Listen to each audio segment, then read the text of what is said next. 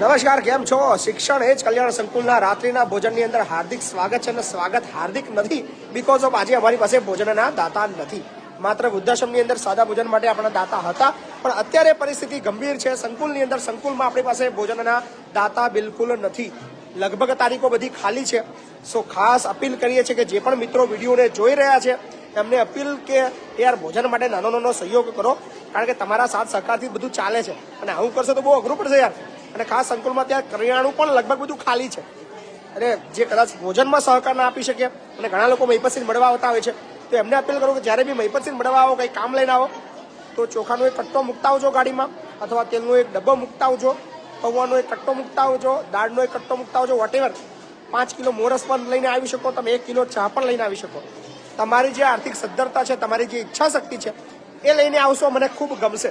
મને જ્યારે બી તમે મળવા આવો, કંઈ કામ લઈને આવો, તો હું આશા રાખું છું મારા ફોલોઅર મિત્રો પાસે કે ચોક્કસથી તમે ઘઉંનો કટ્ટો અથવા ચોખાનો કટ્ટો અથવા 5 લીટર તેલ અથવા 1 લીટર તેલ પણ તમે લઈને આવી શકો છો.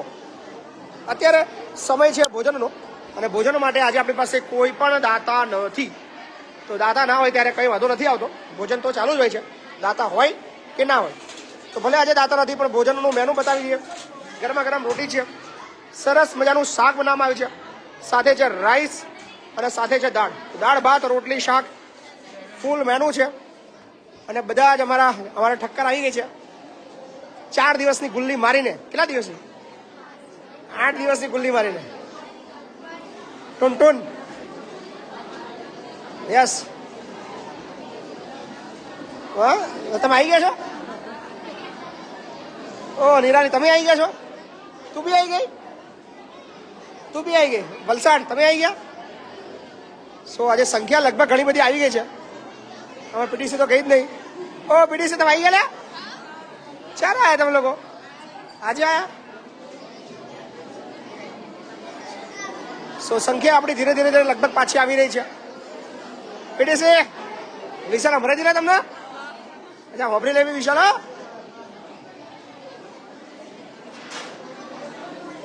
ચલો ચલો ચલો, ખાવા બાજુ.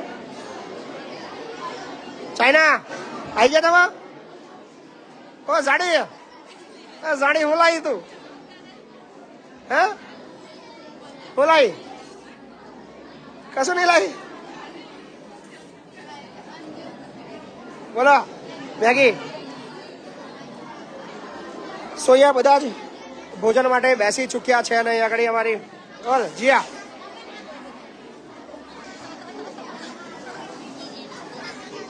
બોલો બોલો બોલો, જય શ્રી રામ.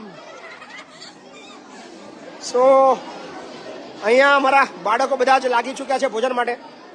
અને આપણી નોટિફિકેશન નથી જઈ રહી. ખબર નહીં કંઈક ઇસ્યુ થયું છે ફેસબુકમાં, એટલે ઘણા લોકો સુધી આપણી નોટિફિકેશન નથી પહોંચી રહી. મેનુ બતાવી દઈએ. રોટી છે, શાક છે સરસ મજાનું, સાથે છે રાઈસ અને દાળ. સો આજે ભોજન માટે કોઈ પણ દાતા નથી, પણ દાતા હોય કે ના હોય, ભોજન આપણું અવેલેબલ ઓલવેઝ છે.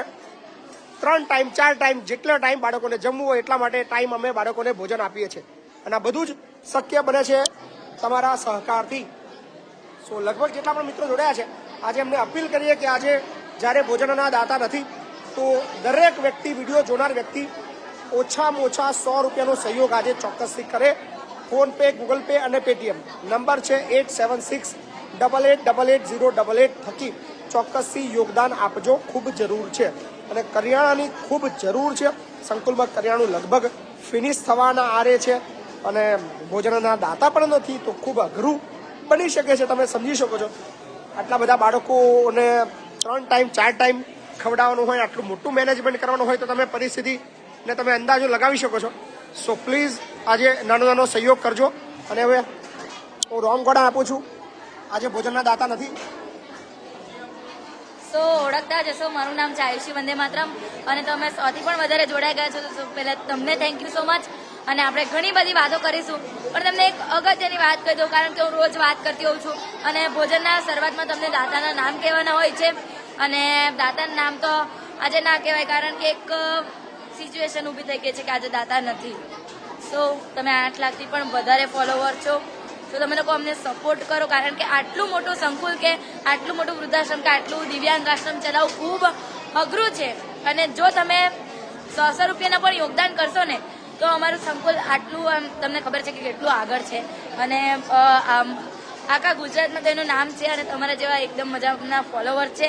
સો તમે લોકો 100 રૂપિયાનું પણ યોગદાન કરજો, કારણ કે દાન કરવાથી આપણને બહુ સારું લાગે છે.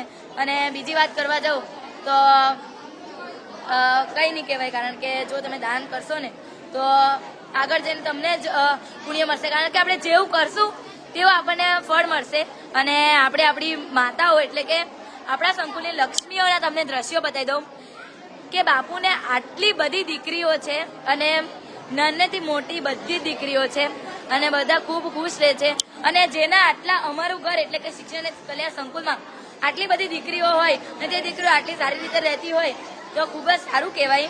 અને તમને છોકરાઓના પણ દ્રશ્યો બતાવી દેવામાં આવે કે અમારા સંકુલમાં છોકરાઓને પણ રાખવામાં આવે છે અને તેની સાથે વાત કરવામાં આવે તો આજે ભોજનના દાતા નથી તમને ફરીથી જણાવી દેવામાં આવે.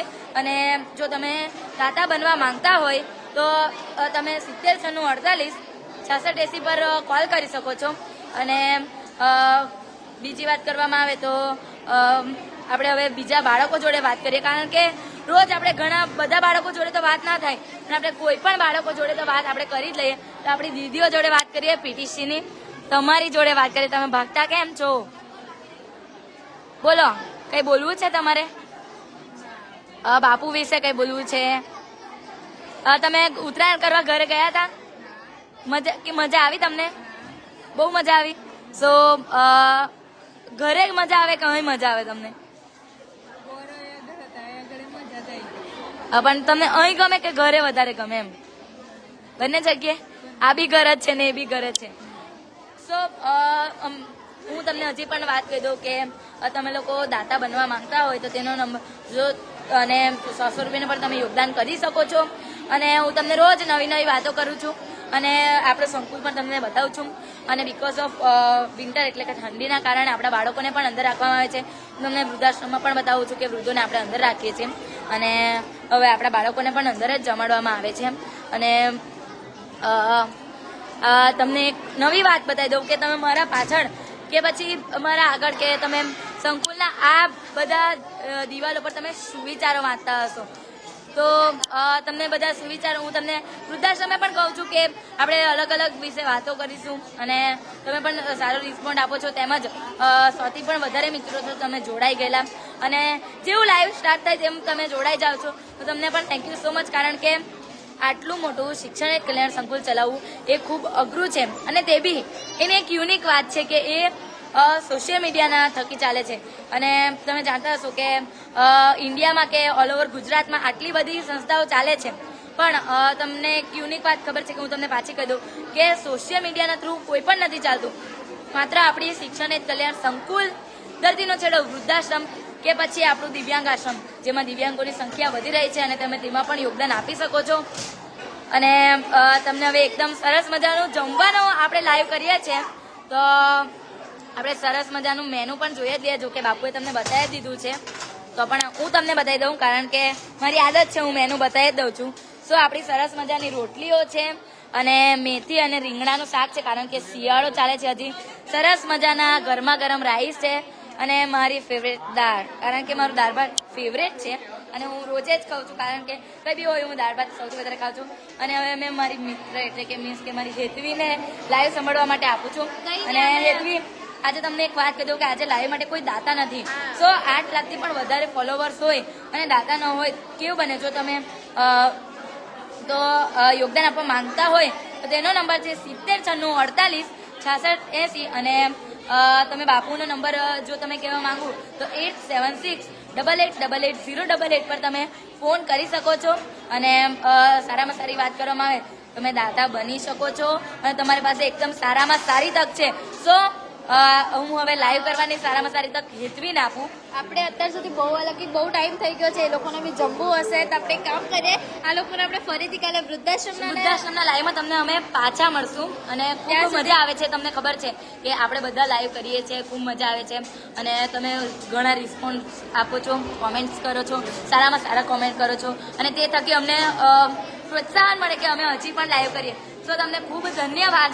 અને હું તમારી એક બેન કે એક ફ્રેન્ડ કે એક દીકરી તરીકે તમને રિક્વેસ્ટ કરું છું કે તમે લોકો યોગદાન માટે દાતા શોધીને લાવો કે તમે પણ આજના દાતા રોજના દાતા બની શકો છો. અને તમારાથી ના થતું હોય તો તમે 100 રૂપિયાનું પણ યોગદાન કરી શકો છો. Thank you so much. હું મારી વાણીને વિરામ આપી દઉં. અને હું એકવાર કહી દઉં કે આજે આપણે સંકુલમાં ભોજન માટે કોઈ પણ દાતા નથી, તો તમે અચૂકથી એવું નાનું એવું સહયોગ કરો, ફૂલ નહીં તો ફૂલની પાકડી સ્વરૂપે તમે 100 રૂપિયાનું યોગદાન જરૂરથી કરો, જેથી અમારા જે બાળકો છે સાથે અત્યારે NSSના કેમ્પ માટે જે વિદ્યાર્થીઓ આવેલા છે તેમને ભોજન મળી શકે. તો આવી રીતે હું કાલે ધરતીનો છેડો વૃદ્ધાશ્રમ અને શિક્ષણ જ કલ્યાણ સંકુલના રાત્રિના ભોજનમાં ફરીથી તમને મળીશ. ત્યાં સુધી તમને બધાને શુભ રાત્રિ.